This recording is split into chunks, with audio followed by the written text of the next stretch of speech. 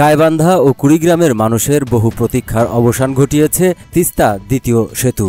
বহুল প্রতীক্ষার এ সেতু উদ্বোধনের মাত্র একদিনের মাথায় চুরি হয়েছে প্রায় ৩০০ মিটার বৈদ্যুতিক কেবল। এতে সন্ধ্যার পর ঘুটঘুটে অন্ধকার নামছে সেতুর ওই অংশে। বৃহস্পতিবার সেতু থেকে কেবল চুরির বিষয়টি ধরা পড়ে। এর আগে বুধবার এ সেতুর উদ্বোধন করেন স্থানীয় সরকার, পল্লী উন্নয়ন ও সমবায় মন্ত্রণালয় এবং যুব ও ক্রীড়া মন্ত্রণালয়ের উপদেষ্টা আসিফ মাহমুদ সজীব ভুইয়া।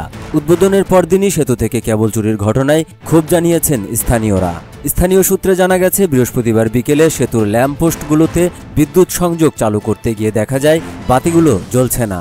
পরে অনুসন্ধানে জানা যায়, সেতুর হরিপুর পয়েন্ট থেকে সংযোগ নেওয়া বৈদ্যুতিক তার কেটে নিয়ে গেছে চোরচক্র। সবশেষ রাত 10:30টার দিকে বিষয়টি নিশ্চিত করেন উপজেলা প্রকৌশল অধিদপ্তরের কর্মকর্তা। ওই কর্মকর্তা গণমাধ্যমকে বলেন, কেবল চুরি হওয়ায় বিদ্যুৎ সংযোগ চালু করা সম্ভব হয়নি এবং সেতুটি এখনও অন্ধকারে রয়েছে। এদিকে উদ্বোধনের পরদিনই সেতু থেকে কেবল চুরির ঘটনায় স্থানীয়দের মধ্যে ক্ষোভের সৃষ্টি হয়েছে। অনেকেই সামাজিক যোগাযোগ মাধ্যমে এ নিয়ে হতাশা ও ক্ষোভ প্রকাশ করেছেন। এলজিডি সূত্রে জানা গেছে, বাংলাদেশ সরকার, GOB, Saudi fund for development SFD এবং ওপেক ফান্ড ফর ইন্টারন্যাশনাল ডেভেলপমেন্টের ওফিড অর্থায়নে সেতুটি নির্মাণে মোট ব্যয় হয়েছে 925 কোটি টাকা। 1490 মিটার দৈর্ঘ্য এবং 9.6 মিটার প্রস্থের সেতুটির লেন সংখ্যা 2টি এবং মোট স্প্যান সংখ্যা 31টি।